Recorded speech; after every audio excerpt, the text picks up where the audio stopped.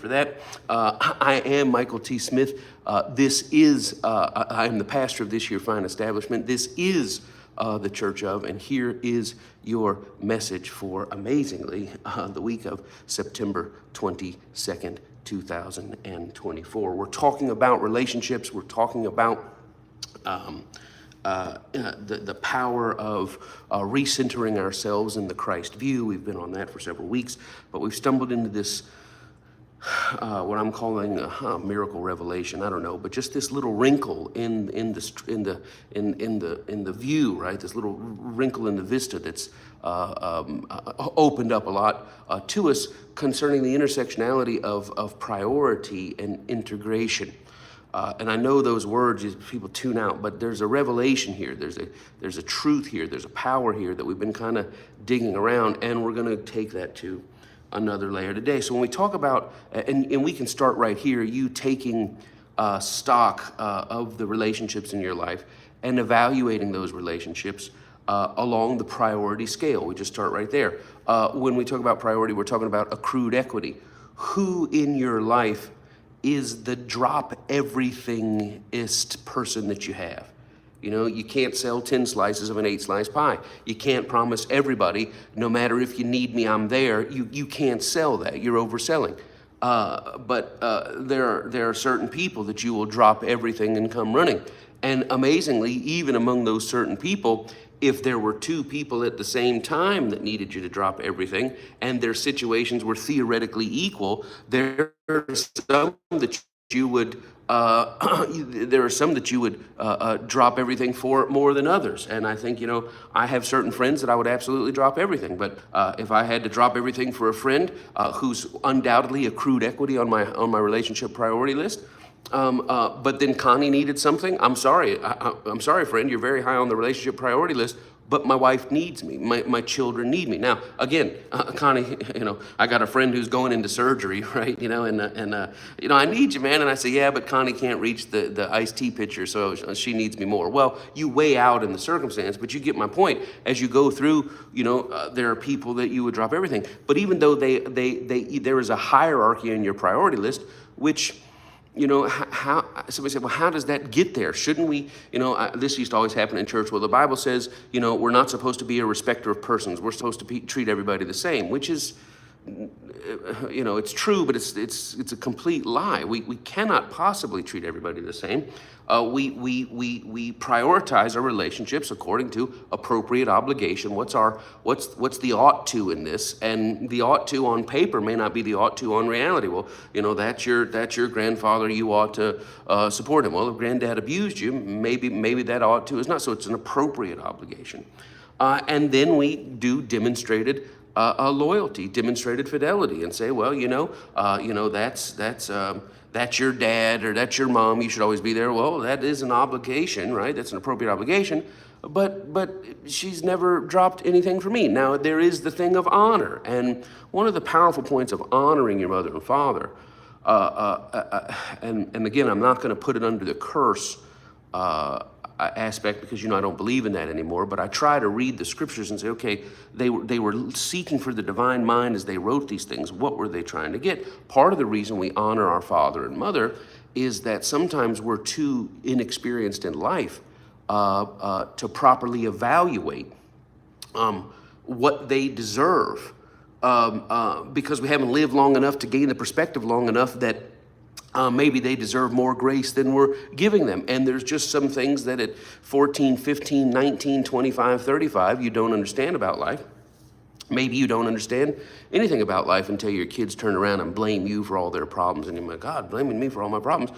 And maybe you are the source of all your problems, but all their problems. But then I would say, and who do I blame for causing your problems? Who do I get to blame for causing my problems? I mean, so it's a tricky thing. And so we honor relationships with that appropriate honor, that appropriate obligation.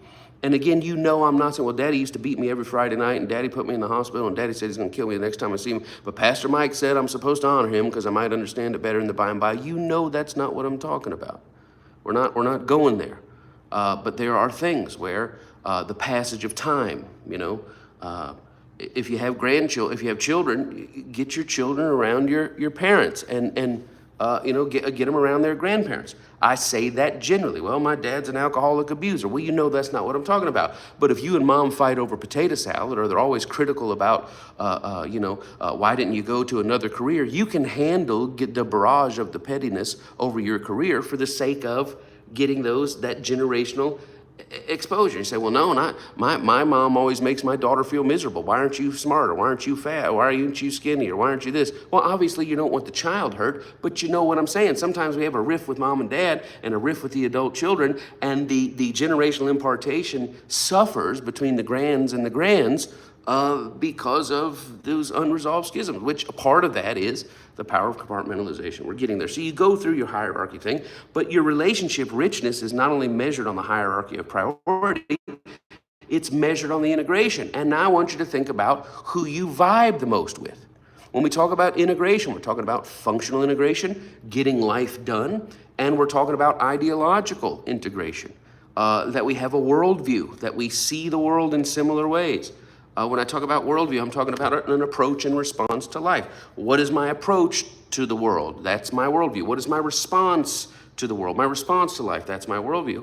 And when you have somebody that you share functional and or ideological alignment with, integration with, that's a powerful gift. And consider this.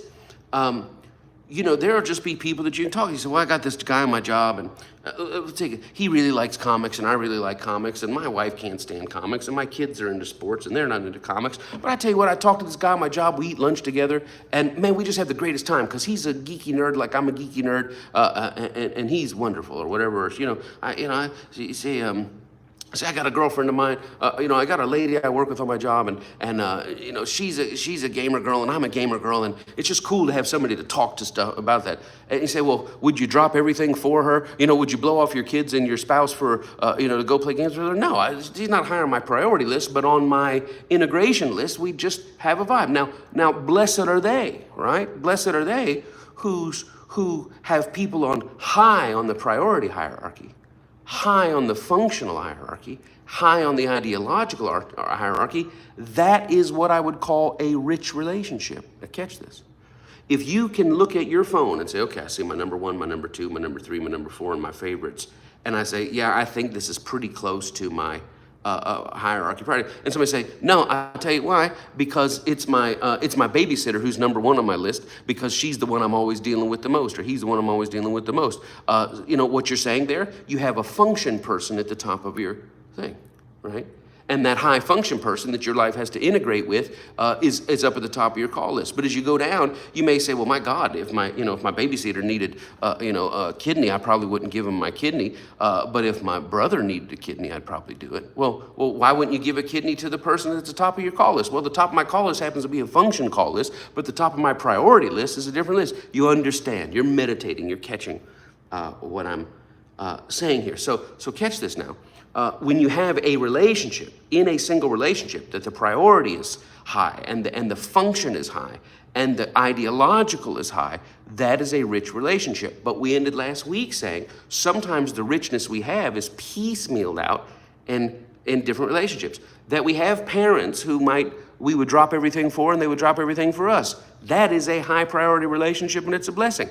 But maybe we don't get along ideologically with them. Maybe we have a sister who looks out for my kids so great. I'm a single mom or a single dad, and she's always taking and she's always covering and she's always this and she's everything else. But she just disagrees with my religion, or we disagree over politics. So again, you have priority, you have function, but you don't have integration. So you may have in a single relationship something like, my God, priority, check, function, check, integration, check. Man, we see the world the same. We respond to the world the same. We absolutely love it. And that is a rich relationship. But sometimes the richness is not limited to a single relationship, but you may have a parent on a high priority, a sister on a high function that she covers the kids and you cover that, and a friend who's on the high ideological integration. So now the richness is not in a relationship, but the richness is piecemealed out in life, and this is a gift.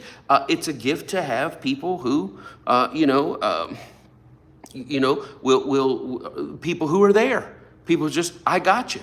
You have people that are on your priority list, and If they needed something financially, you have them. And if they needed something financially, again and again, you can't, well, nobody, I always kind of used this, and I've been on both sides of the call, and I'll tell you this, I've always thought it better to be the person getting the call where people are asking for money than the person making the call where you have to ask for money. And I will tell you, I've been on both ends. I've gotten the call that says, hey man, I can't pay my rent. And I've made the call that says, hey man, I can't pay my rent. And I'm telling you, don't ever be annoyed when people are calling you and say, man, I'm having financial trouble. If they're calling you, say, well, no, looking at me, blah, blah, blah. Look, you're either the one, sometimes you're the fox and sometimes you're the rabbit. Thank God you were the fox on that phone call. So this piecemealing of relationships, that when you take stock of your life, we always say, don't expect your duck to pull your plow. That's the ox's job. And don't expect the ox to sit in the top of the trees and sing a pretty song. That's the bird's job. And don't expect the bird to float around on the pond, or don't expect the turtle to chase the critters off your property. Let the relationships be the jobs, and pause with conscientiousness, pause with humble reflection, and say, God, show me the treasure here. Show me the treasure here.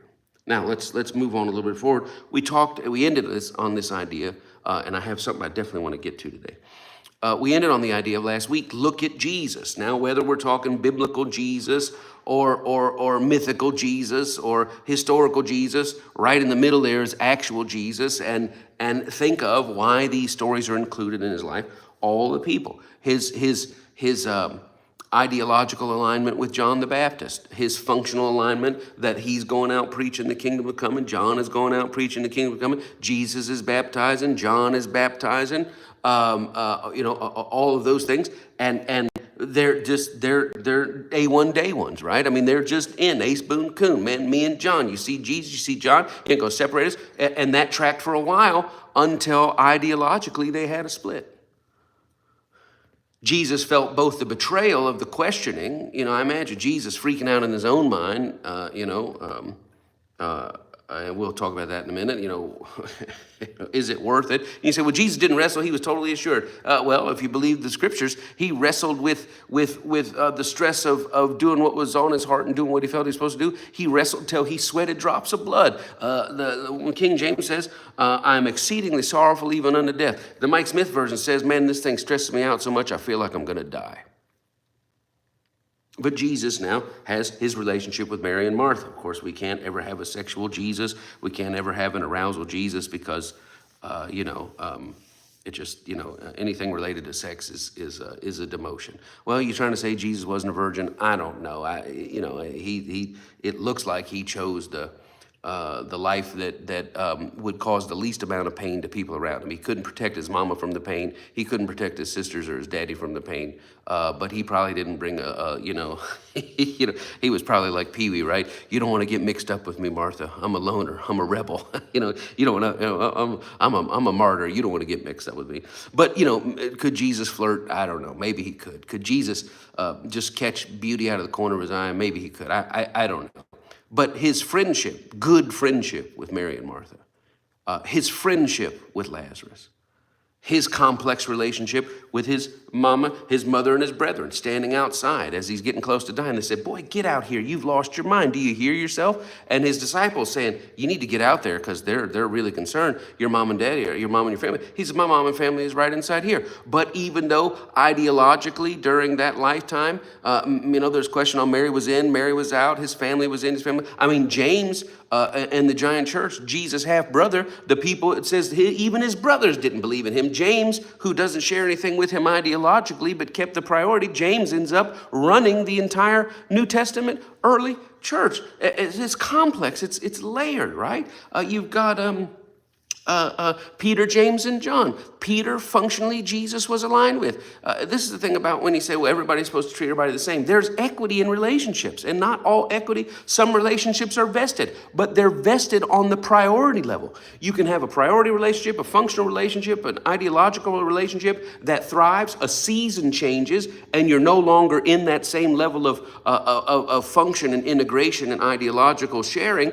but that relationship is vested, which is what?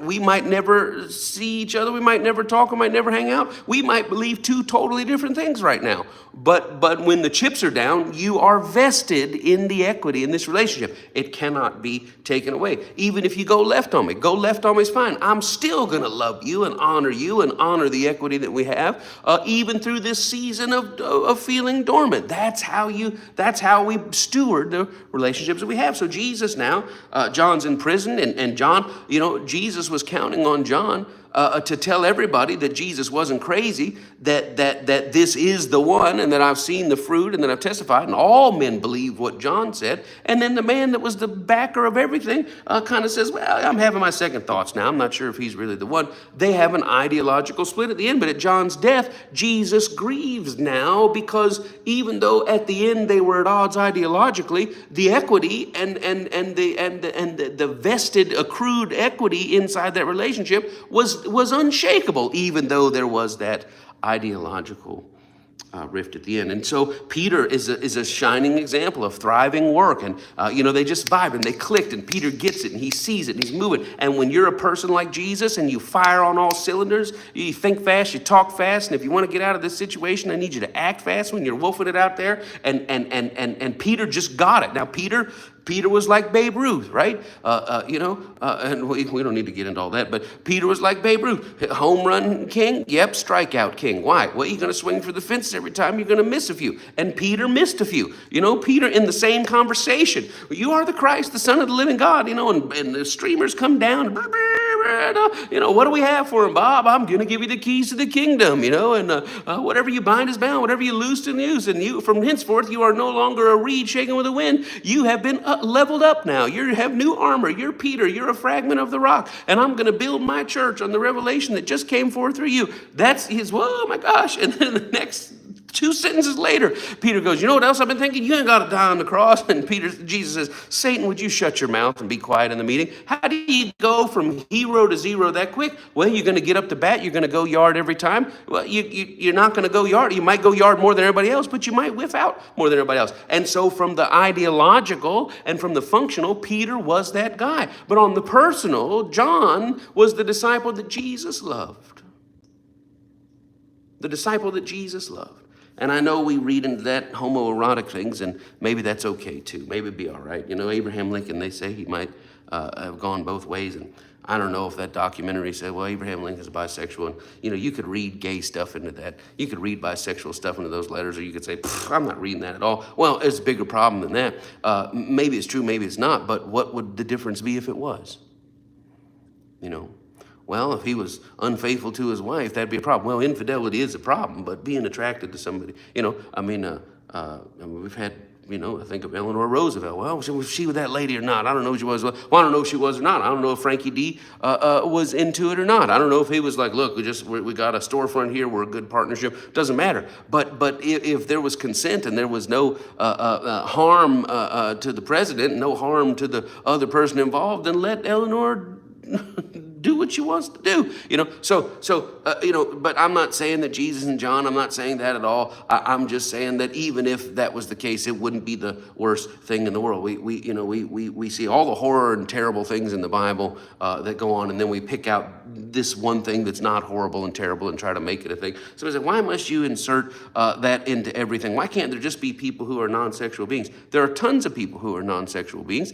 I'm saying that if they're non-sexual, God bless them. If they're sexual, God bless them. But here it is, over and over, we read about John laying his head on Jesus' breast. And I can tell you, having been in many relationships with many men throughout my spiritual journey, in which it was 100% that intimate, 100% that physically intimate, and completely void of any sexual aspect at all. I have wept in the chest of my spiritual father as he held me. He has wept leaning his head on me, crying and streaming tears down my forehead in the presence of God in times of grief and transition. I have held my spiritual sons, no different than I've held my natural son. But to be known as the disciple whom Jesus loved, well, didn't he love everybody? Yeah, but he loved John. And what's so interesting, if you read John's gospel, whoever wrote it, hopefully it was John, or whoever dictated, whoever was John, didn't even put his name down. Just put the disciple that Jesus loved went here, and the disciple that Jesus loved went there. And well, how do you become the disciple that Jesus loved? I don't know. They were 13 people on a fence. Jesus was the center of the fence. He had some links closer, some links other. We're still one fence. I mean, the one guy went left at the end there, but they can't all be bangers, right? So here it is. Moving on. So I want to read this to you in Acts 15. Are you out there? I hope you're still there. I hope you're catching the power of what I'm trying to say to you there. So Acts 15, I want to talk about this. So all these different relationships. Did Jesus have a rich and thriving life? Well, he didn't have a wife. He didn't have a person who was everything. You know what? But look, his was piecemealed out. His richness was not all in one person. It was in his rich. It wasn't a rich single relationship, which some of us have, and we're blessed to have that. Can I say, blessed is the person who has a priority, functional, and ideological richness in one relationship? Yes, I can. Can I also say, blessed are the rest of us for whom we could say, it's complicated. It's complicated, but are we not still blessed? Can we not still take stock of our lives and say, you know what, God, you hadn't failed me. I'm out here and there are people. I mean, for some of you, TCO is the ideological blessing for you. Because you found yourself, you really can't talk to anybody. Can't talk to family, can't talk to friends, can't talk to your church folk, can't talk to this, have trouble talking to your kids. They kind of look at you sideways. What's going on? But then, you say, oh, it sure would be great if I could discuss with my spouse. It sure would be great if I could talk to my parents. It sure would be great if I could get together with some of my old church brothers and sisters, but I don't have it. But yet here it is. You have richness ideological, the 100 or so of us that come in and we get it and we see it and we know that it's bigger. And this in the dry and parched ideological land where you share a lot with, here's a little corner of the world. He said, I've never even met these people before, but oh, do I find it a rich relationship? Yes, I find it a rich relationship because they present an aspect of ideological integration to me. That's tremendous riches. Okay, so I'm going to read this in Acts 15. And we're going to go, and I do have a place that I'm trying to get to today. So so they've had the big schism. They've gone to Jerusalem, and James, was being James. James didn't do anything wrong. James thought he was protecting everybody from deception and the devil. And Saul and Barnabas, who are these guys, Saul and Barnabas are like, look, we've been out there in the non-Jewish world, and God is just as real out there as God is inside our Jewish world. And so, they're all over Europe, they're all over the Middle East, they're all over Northern Africa, and they're finding out God is God. They're not taking God to those places. They're finding out God was already in those places, and they're going out to lift the vista of the God you already know. Let us tell you, he's bigger than you ever thought he was. And so that's where they are. So So they get a letter from James and says, the holders of this letter are hereby authorized to go into every church and say, we're okay. If you're not Jewish and you don't want to be circumcised or you don't want to follow the law, you don't have to. And here it's coming down straight from the top. So Paul and Barnabas have this letter, and we pick up, and it says in Acts 15:35, and Paul and Barnabas continued to Antioch, teaching and preaching the word of the Lord with many others also. And some days after, Paul said unto Barnabas, let us go again. Let's make another tour. Let's ponder replay. And visit our brethren in every city where we have preached the word of the Lord and see how they do. So Paul and Barnabas had gone city to city, setting up little groups, telling people the picture is bigger, telling Jewish people the picture is bigger than you see, telling Gentile people the picture is bigger than you see. And they were setting up little groups of Jews and Gentiles together, and they were trying to figure out the rules. Well, do we have to eat what they have? And can we eat what they do? I don't want to eat their thing. And what if that's not? And they're working this thing out. But the problem is they're going out together, right? Functionally aligned. Ideologically aligned. They're closer to each other than anybody else in the church, because you remember when Saul showed up at the church after he had seen the Lord, had the vision of Christ on the road to Damascus. Saul shows up in Jerusalem. Paul shows up in Jerusalem, and everybody's like, "Oh yeah," but they think it's a sleeper cell, right? They think he's faking. He's just gonna play nice, and then he's gonna get us while we're sleeping. And they were very cold to him. Because honestly, there's a lot of bad blood. A lot of good blood was shed by Paul's, quote unquote, fidelity to God. And that's what false religion does. We hurt ourselves. We hurt each other. We hurt good people. The people we hurt the most, the people we shame the most, the people we're at war with the most. And anybody else that we hurt, we say, well, you can't do that, and you can't be gay, and you can't be shacking up, and if you're going to listen to that kind of music, you can't be around my kid, and if you're going to celebrate Christmas, you're going to say Santa instead of Jesus, you can't see your grandkids. We do all of that hurtful stuff, not because we're trying to be hurtful at all. Well, I'm not going to tolerate rebellion. I can't tolerate strife. You got to be put out. You got to do that. We do all that. Why would you hurt somebody like that? Because we thought it's what the master wants us to do. And Saul does all this hurt because he thought it's what the master wanted him to do. Find out he hadn't, that even though he was lock stock in the 39 books, he was a million miles away from God. And Barnabas is the only one that looks at him and says, I think he's sincere. And Barnabas says, you can stay at my place. Come on, let's hang out together. And Paul, the new, it's the Greek or the Hebrew, whatever, but Paul finds refuge in life's, in this conversion storm of, who are you, right? And Soho Subway, who even is this guy, right?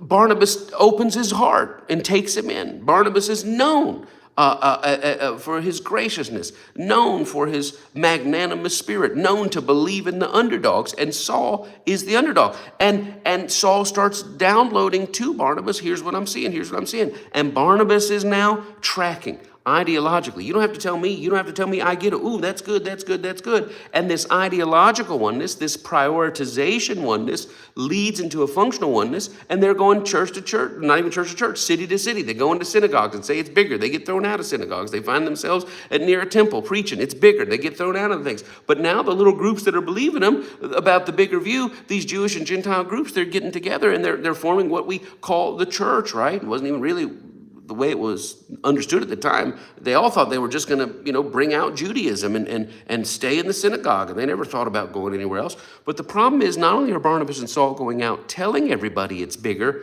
there's a second problem. The way Paul sees it is getting bigger and bigger in Paul's own mind. And eventually, the way Paul sees it starts to get bigger than the way Barnabas can see it. And Barnabas starts to reach his lid. And remember, we can have there's no 100% integrated relationship. There's no 100% integrated function. There's no 100%. Connie and I are tied at the hip and every way, that we can be bound together. But there are some things that I don't need to be involved in that she's doing because I'm going to help suggestions, going to make it up. I'm going to stand over her shoulder while she's cooking or tell her, why aren't you doing this? And I cause problems. There's some things that I just need to do on my own. I don't need your help here. Why don't you go find something to do? But as you climb up the functional ladder and the integration ladder and your finance lives and your physical lives and your sexual lives and your parenting lives and your business lives, they all get together. And remember, some couples survive by compartmentalization. Separate beds, separate bathrooms, separate checking accounts, separate this, separate friend groups, separate this. We've been married 55 years and we're completely happy. You got priority, yeah, but we keep the integration low functionally. We hold on to the ideological and it works for us. However you work the pie, you work the pie. But I tell you what, there's no such thing as saying, well, I'm completely happy not having functional alignment, or I'm completely happy not having ideological alignment, because life thriving comes when all those itches are being scratched. So she may find her ideological among a family member or among a social group, or he may find it among a social group or a family member. Maybe in her company, she feels like this is where I have a vice president of my company and he works right under me and I'm able to say that, and before I even get the word out of my mouth, John, no.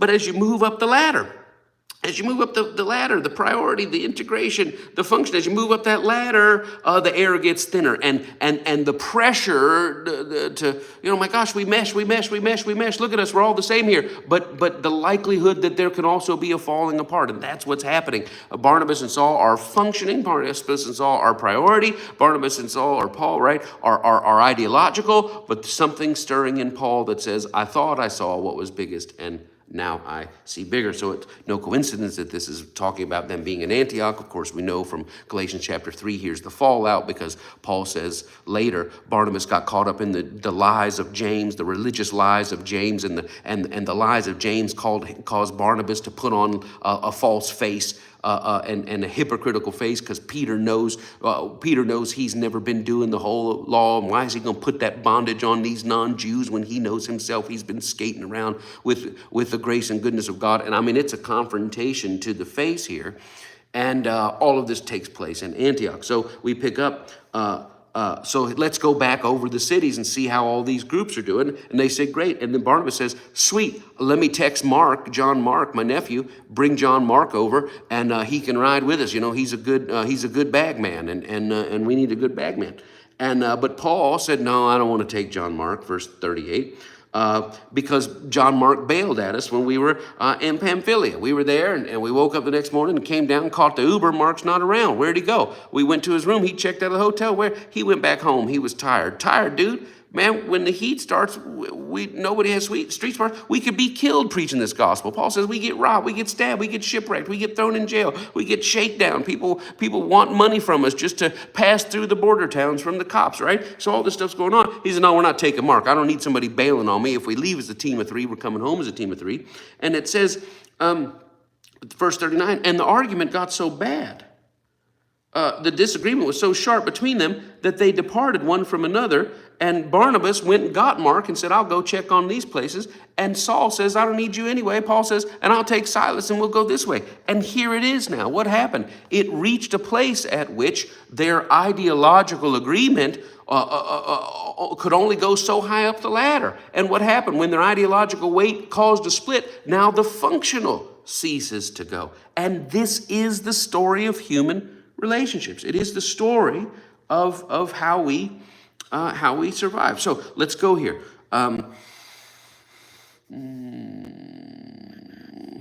So with whom are you most intertwined?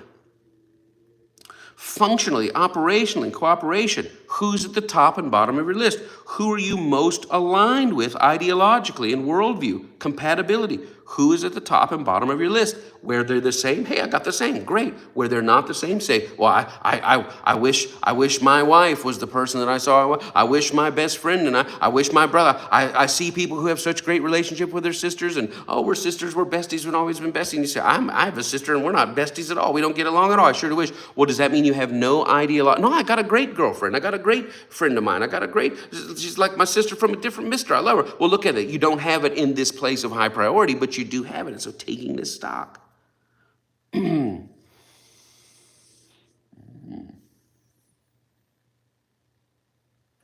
So being willing,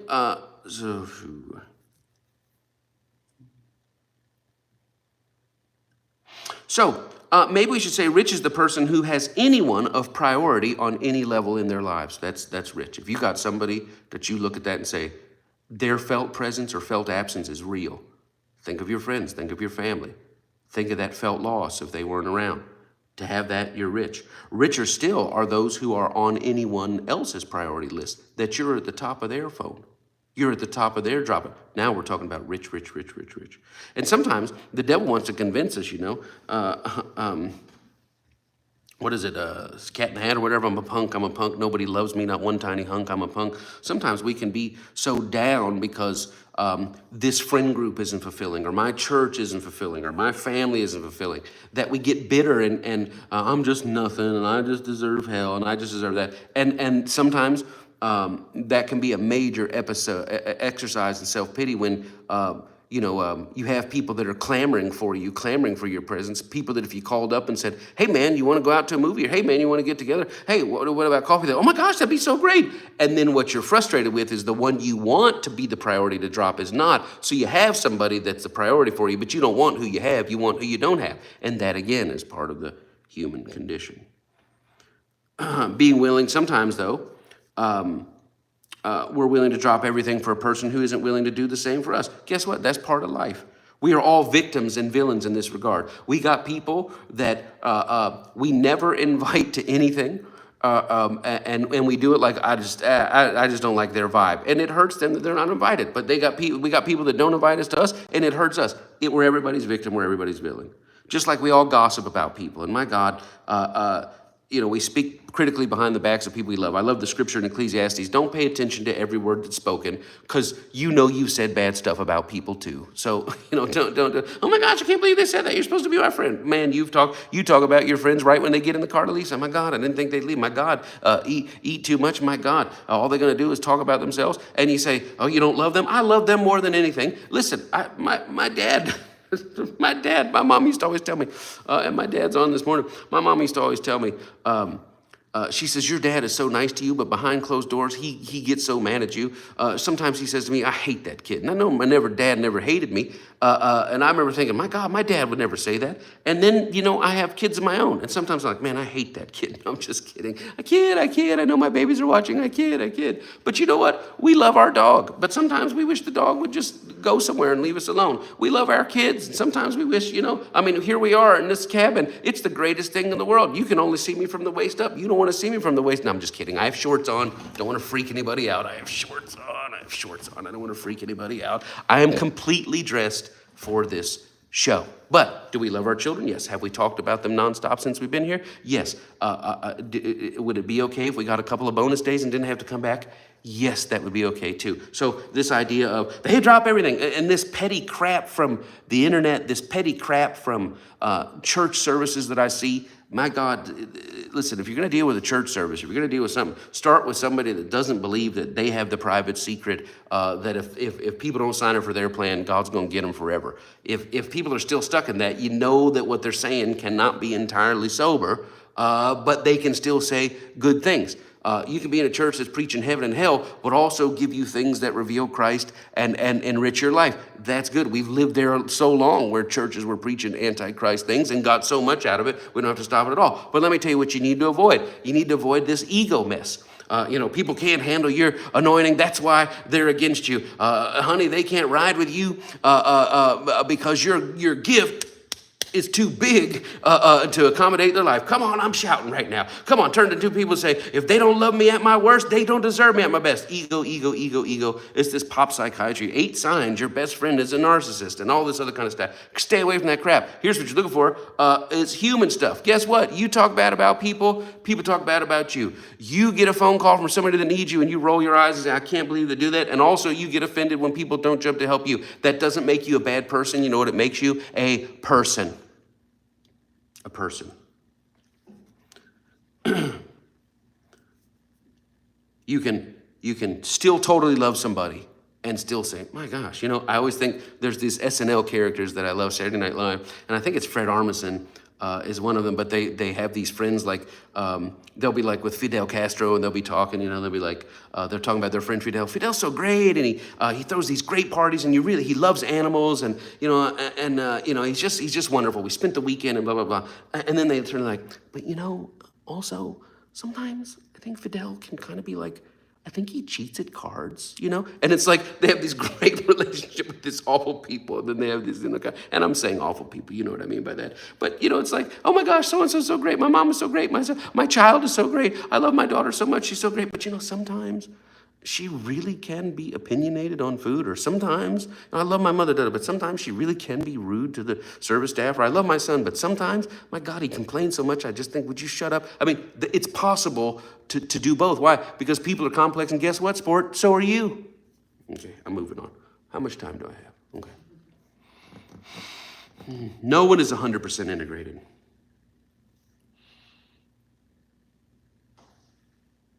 Functional integration is a blessing.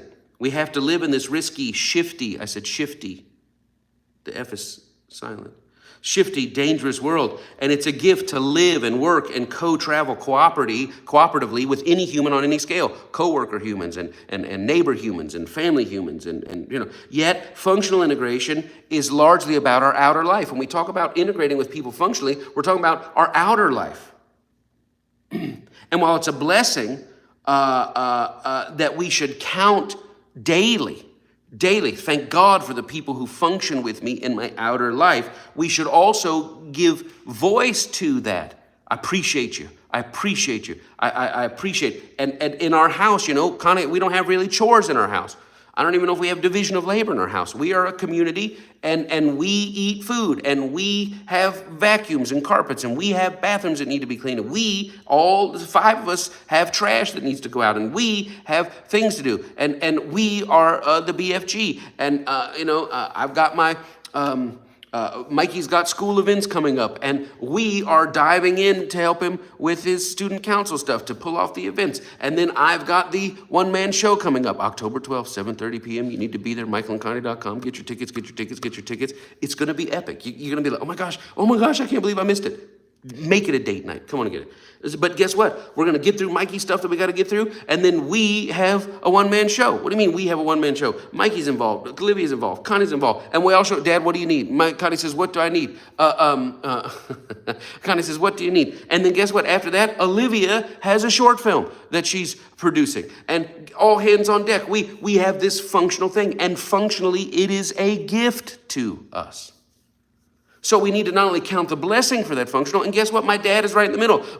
My dad says, how can I help you on this stuff? My dad says, I'm getting the transcripts of the TCO services. My dad says, well, you can use my car if you need it. I mean, completely broke. We're all completely broke, but God's all right. My dad's like, well, I got a couple dollars I can throw you away. Dad, come on, you don't have to do that. No, I insist. We're functioning, and you got to be grateful for it, but you also have to give voice, because sometimes we give voice only to the negative aspects and never to, hey, I just wanted to let you know I appreciate you. Just wanted to know, thanks for being clutch. You know, my daughter comes through from my son, and I say, hey, it's good to be clutch for your brother. My son comes through from my daughter, hey, you came through there. That was clutch. Verbalizing it, hey, appreciate you coming through. And my son's always like, I got you, man. Or my daughter's like, sure, Dad, no problem. I mean, give voice to this gratitude for functional. But on the other hand, the ideological integration, the functional is awesome, but the ideological is about the inner life.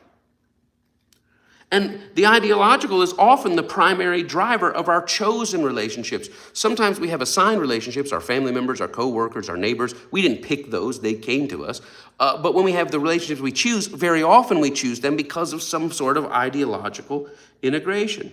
To have someone we can truly share ourselves with, and I'll say to have someone we can truly share most of ourselves with, because I doubt we'll ever share all of ourselves with anyone. And when we share most of ourselves in the world, it's rarely to one person. But to have people we can truly be ourselves with, our inner lives integrate with somebody else's inner life, is a gift. It's a gift to be able to integrate ideologically with someone, worldview with someone, aims, goals, dreams, aspirations with someone. It's a gift to be able to do that without having to play mental chess during it. Can I say this? Can I say this? Can I laugh at this? Can I comment on this? Can I share my true opinion here? Is this better bite the tongue, not go there? But to be able to say, oh yeah, I think this, and to not have the mental chess, to not have the after meeting. My pastor and I used to always talk about after meetings, which is what? There's what's said in the meeting, and you say, yep, here I am. But after that, you're thinking through, okay, well, maybe I should have said that better, or maybe that's not what we want to do, the after meetings. Where it's good to have relationships where you ideologically are aligned, where you don't have to do apologies or clarifications or disclaimers. Now, no, you know, I'm not saying that I don't believe this, or I think about TCO, I love you. And this group of people, all of you who are here, and I know not all of you watch live. We get about 30 or so live and then 100 or so that watch later. But those of you here, I cannot tell you. If you've never heard it, I am so grateful for you because I get to be myself. I can't go to any other churches because I'm playing mental chess and hopping in and I'm taking, if I say this, what domino's there? And I don't want to upset and I don't want to dishonor, this person who's got this thing, or I don't want to tear down. And so so now going to other churches, it requires me not to be me. And so here to be able to sit with you, you talk about a gift to be able to just flow. But even here, listen to how many times I make a disclaimer. Now I'm not saying, now I don't mean that, or just to clarify why? Because we live in a relationship, or we live in a world where even the people that we're closely ideologically with, we feel this compulsion. Love never means having to say you're sorry. Well, not literally, of course, that's an honorable thing to acknowledge when you're wrong and everything else. But also when you love and people know your heart is aligned and this and that. Connie and I, we just cut covenant last week or 2 weeks ago on we're no longer going to say sorry after 23 years together and almost 24 years falling asleep on the couch while watching TV together, because we fell asleep on the couch. Even before we were married, I'd come over and I'd fall asleep while she was working or whatever. And I'm sorry I fell asleep. I'm sorry I fell asleep. And we just decided after 24 years of that, we're not saying that anymore. We're no longer sorry about falling asleep, which is why. Because I know you didn't sabotage my series on purpose. I know you're not making me rewatch the thing on purpose. I know you're not totally missing what's happening on the traitors on purpose. You were just tired. Guess what? You probably had a long day. And I'll get in there and I'll kind of say, let's watch our show. And within minutes, I'm kind of like knocked out. I'm sorry, babe. I'm sorry, babe. She said, stop apologizing. Why? Because we're on the same team. Stephen Covey Jr., right? He talks about the speed of trust, that business occurs at the speed of relationship. Relationship functions at the speed of trust, which is not having to triple explain what you were trying to say or to clarify. I just want to let you know that I don't really think, or just when I said that, I didn't mean. That's when you have a relationship that you don't have to, people are like, I understood it when you said it. You didn't need to explain it to me. That is a rich ideological relationship. And guess what? Your priority relationship may have a drop everything function, and that's richness, and your ideological relationship of thank God I don't have to explain myself around you or triple explain myself or try to justify my existence to you. My God. But they might be two totally different things. I mean, think about LGBTQ people within our church and to feel like, my God, well, at least when I'm talking to Pastor Mike, I don't have to try to justify my existence or explain what I mean or whatever. Just whatever it is, you're here, man. I'm a grand pastor. I love you. I see you. I got you. You're not hurting yourself, are you? No, you're not hurting anybody else, are you? No, you're examining the feel good, right? Short-term feel good, inside feel good, outside feel good, you and them feel good, not costing anybody else to cost this feel good, blah, blah, blah, blah, blah. You don't have to justify your existence to me. Now, am I their number one priority? No. Their parents or their siblings might be their number one priority. They're not going to drop everything for me, but my God, they're getting an ideological richness here, and their priority richness might be somewhere else. This is the essence of life. Someone say, why are you shouting? Because this is just... It's just rich to me. It's rich to me. Now, we all have a private self. I'm bringing it on home. We all have a private self that only God sees. God sees our private outer, our most private outer. And God sees our most personal inner. But blessed is the person who can share most of themselves with someone.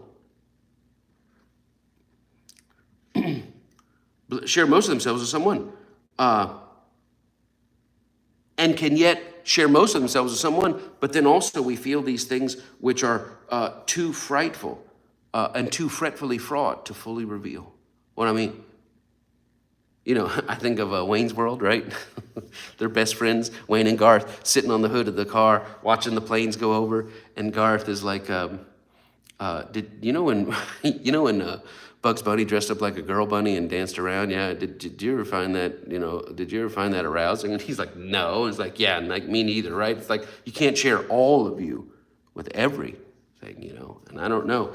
I always see these little articles online where people have a secret that they won't tell their spouse. They'll take it to the grave, One I saw was a lady said, a guy said, my wife didn't want to know what our baby was, the gender before they were born, the sex of the baby was before they were born. But I asked the nurse and found out. I knew we were having a boy. I pretended we didn't. And when my son came along, I was like, oh, it's a boy. Can you believe it? And to this day, my wife doesn't know that I knew. And I'm like, yeah, you might have to take that one to the grave.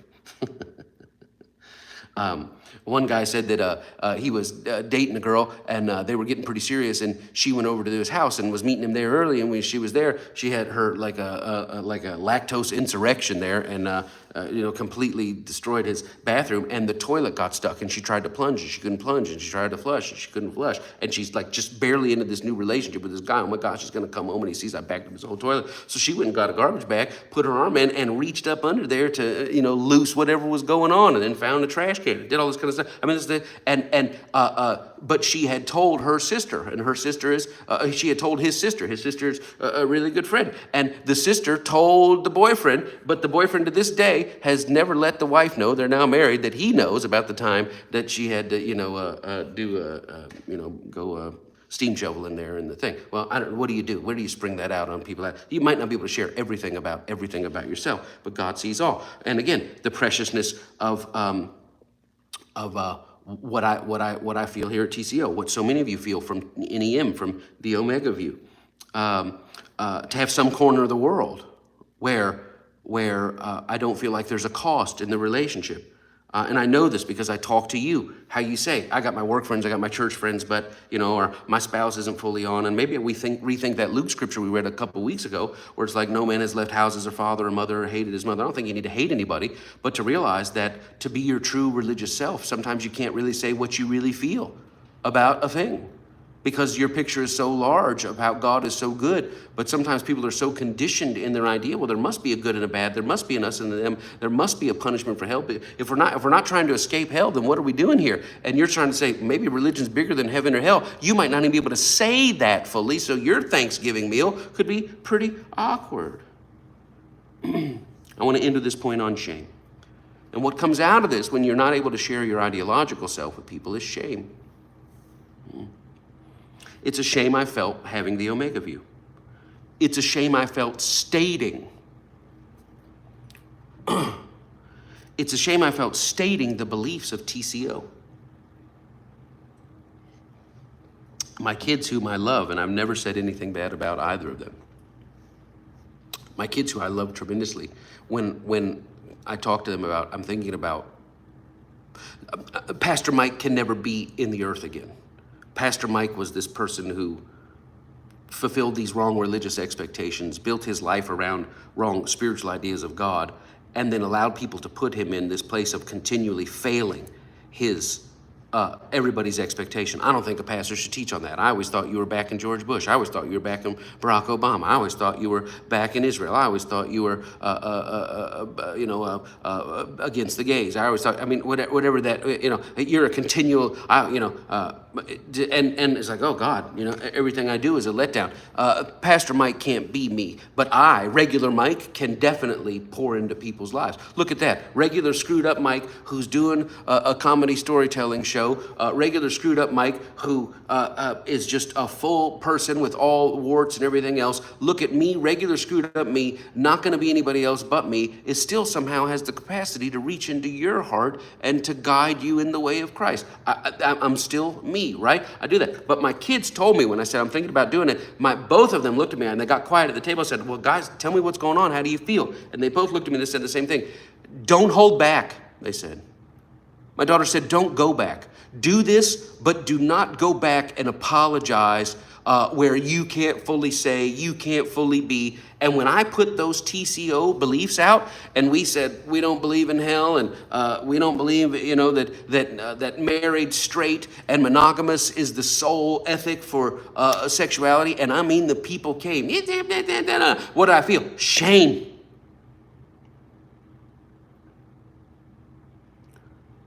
Knowing they talk. People come up to me and say, well, somebody asked me the other day if I was still listening to you. And I'm like, yeah, of course I'm listening to me. He's helping everything else. And all I can think of is, what people are asking you that? Somebody told me at church not to mention your name anymore. Who's telling you not to do? And then your brain wants to, why? Because we all seek approval. We all want to be liked. We all want to be this. But my children told me, you put it out there and you say what you believe, and don't you hold back from it because what somebody else might think. Dad, I don't care if nobody ever listens to you again. You be fully and say fully what you believe. And I do that, but I still feel like Christ, right? On the cross. I'm not trying to be melodramatic, but think of that. Everybody looking at him as my life goes through difficult times. I remember when we were fab. I remember when we were known. I remember when we held up our head held high in all the 5 boroughs. You ask anybody about Lefty, right? From Tremont Road. You ask about it, and people are like, oh man, Minister Mike, Pastor Mike, oh, he's my favorite, da da da. But now, I think I heard that he's kind of in a, kind of a... And it's weird because in false religion, false Christianity, I always love people with an agenda. I love you, gay person. I love you, Jewish person. I love you, Muslim person. I love you, atheist person. I love you. A Catholic. I love you, but it's not love. It's I'm loving you to win you, to manipulate you, to agenda you, to play chess with you. And now I feel the shame of being on the other end of that. Oh, Pastor Mike, we love you so much. And just know that we're praying for you, and no matter what, we just believe that something's in you and the cord is going to be strong and it's going to hold. And I'm like, oh my God, I don't feel love there. I feel like that was the most judgmental love. Guess what? That's what I did. That's what false religion. It just can't say that what God says, I see you and I want you to have dignity and I want you to be your best self. But my God, I'm gooder than you ever imagined. I'm going to be judged by the Jesus in the New Testament. I'm going to be judged by the Jesus in Matthew, Mark, Luke, and John. I'm going to be judged by the person that's, they don't know what they're doing. They're completely ignorant. Have mercy on them. Why? And whatever lie we made up about, he's going to get you. He's going to get you. He's coming and he's pissed. That's not the Jesus that changed me. That's not the Jesus that saved me. That's not the Jesus that changed my life. It's the Jesus I was told to preach in the manual, but it is not the God that I know. And I'm doing my best to represent to the whole world the God that I know. Even relatives that I have who are high on my priority list. I'm ashamed the shame I feel even taking their phone call. just want to wish you happy birthday. Do I want the happy birthday? Yeah. Do I want to talk to them? Yeah. But I feel like they pity me because I'm deceived. Sometimes I feel like people are obligatorily nice. Oh, bless his heart. Well, he's totally screwed up, and my God, I hope he gets it right before he dies. And then your failure, think of Jesus on the cross. They say, well, look at this. He had an answer for everybody else, but doesn't seem to have an answer for himself. Well, maybe next time people will learn not to speak against the church and the Well, turns out the Pharisees were right, weren't they? Seems like you're in a bad situation here. And then you get into this weird thing where this ego thing about the best revenge is success, and it's like, boy, if my life ever turns around and if I'm ever able to be, a thing, man. If one of my shows gets picked up, or one of my screenplays, my movies or something, then everybody will see I'm not so bad. What is that? That's climbing in myself to feel worth among people who are smiling. Oh, we love you so much. But inside what they're saying is, I hope you repent before God gets a hold of you and does the awful things that he's going to do. And I've discovered that's not love at all. But I know what it's like to be in a TCO, to have the idea of the Omega View, to be where many of you are. And to say, I just avoid the topic altogether because I find that I think people are tracking with me, and then I say something and the whole relationship goes left. Well, here we are, Barnabas and Paul. Think of the shame. Because here's the thing. Paul went off with Silas, and a short time later is kicked out of his own churches. Because James says, Paul's gone rogue, we need to get him reeled in. But Barnabas goes back and enjoys the fellowship and the warmth of the group. Was Paul right? I think so. It is bigger, and we're not going backwards to the old ways of our narrow view of God. But what must it have been like for Paul? People whispering, oh my God, they won't even let him in his own church. I mean, he built the Corinthian church, and now we just got a letter, don't let him back. He broke off from Barnabas. Barnabas is the nicest saint in the world. If Barnabas can't live with you and work with you anymore, I don't know what happened in that room. All I know is Barnabas has always been super nice to me. I don't need to know what happened. I just know Barnabas is the type of person that loves everybody. So must be whatever. What does Paul? Shame. Paul riding in, and Philip is there, and they're going to stay with Philip and his daughters. And on Philip's mantle inside Philip's house is a picture of he and Stephen, the day they got ordained together as deacons. And Paul knows he killed Stephen. Shame.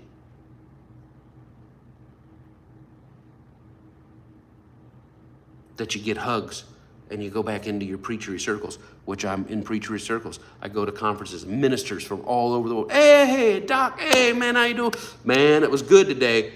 And you can tell that was good today. Man, you doggone heretic, blah, blah, blah. I still can't believe your spiritual parents let you preach of this thing. My God, don't they know how much of a devil you are? But guess what my spiritual parents say?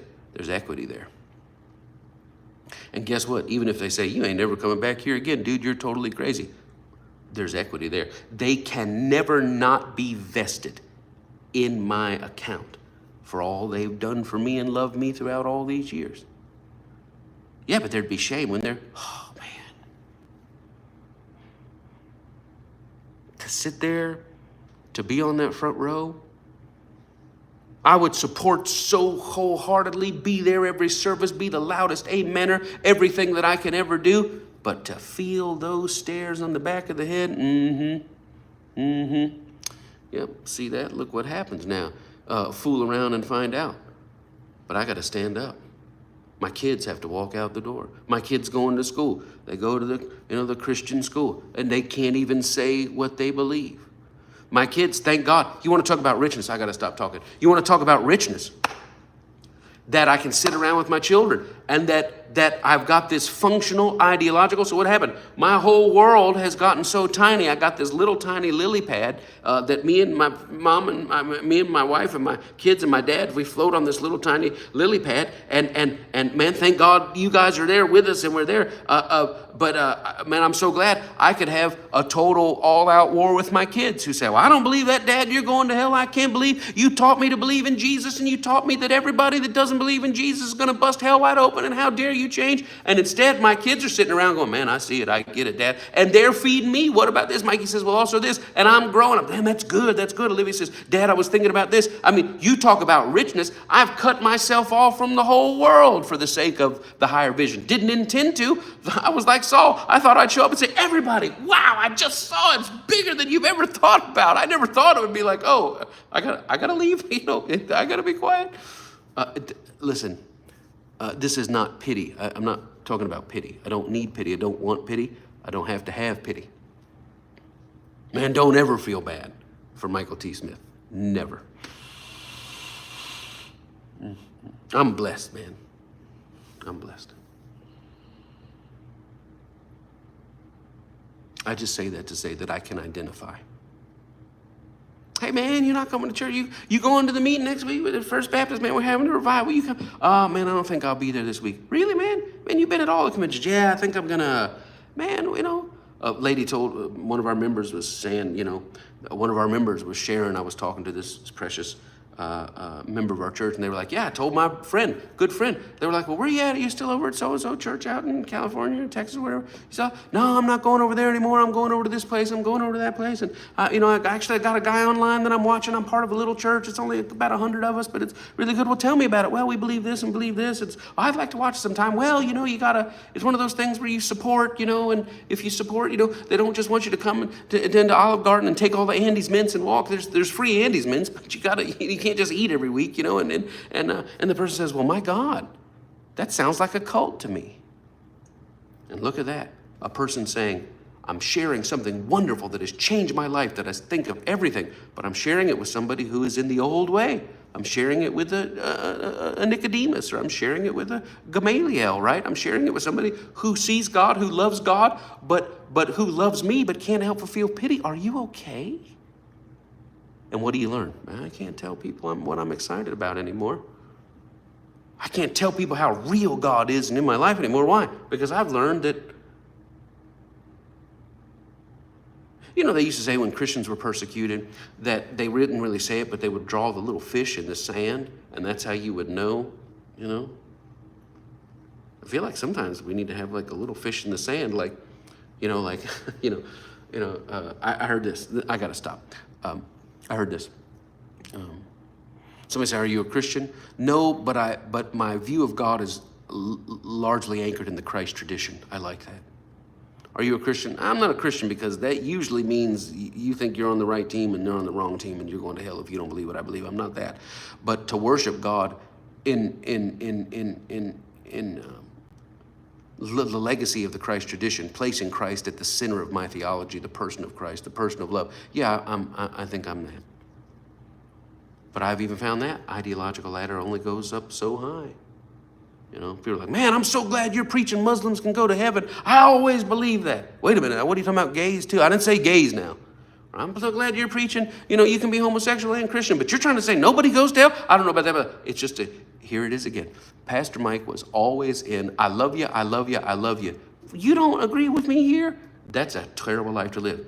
Mike wants to share everything that he can share with you. And you get it where you get it. But I love you no matter what. Because guess what? I may not have the priority richness, the integrational, functional richness, and the ideological richness in every area. But I got it. It's spread out. And it's spread out. A lot of my richness is spread out to you. And I thank God for you today. I bless you. You can support us. Thank you for your support. michaelandconnie.com. You can go visit their support. You can do the Cash App. Thank you. Hope you ate good today. Hope you enjoyed your meal here at Olive Garden Day. I'm going to leave this check here with you. And, you can pay it on the little kiosk or I'll come back and get it. Thank you. Thank you week after week, month after month I show up and bring you my best. You show up and say, God, this means something to me. Thank you for that. I praise God for you. And that you're going out and living this. Church is going to be over here in the next 2 minutes. And you're going to go out the rest of the week and you're going to find a person. Oh, I had a visitation in the middle of the night. I haven't even had a chance to tell Connie this. Everybody is living their life story. True religion is to write a good part into the life story of everybody you encounter. Person comes home from the grocery store. Hi, honey, how was your day? It was good. Well, if you came across Michael T. Smith, I wrote something good on your husband's grocery store day. Hi, honey, how are you doing? How was your day? Honey, driving home. Mom, it was good. You know, the traffic was so bad, and I went off on the wrong lane, and I had my signal on, and nobody would let me over, but this nice man waved me over and gave me the thumbs up, made me feel so good.